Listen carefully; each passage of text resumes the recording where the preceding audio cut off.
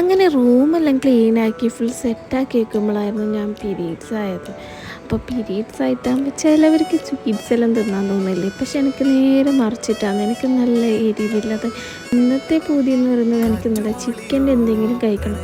അപ്പോൾ തന്നെ ചിക്കൻ വാങ്ങിയിട്ട് വന്ന് വച്ച്, എന്നിട്ട് അമ്മ നല്ല ചിക്കൻ ഫ്രൈയും ചിക്കൻ സുക്കി ഉണ്ടാക്കി തന്നു.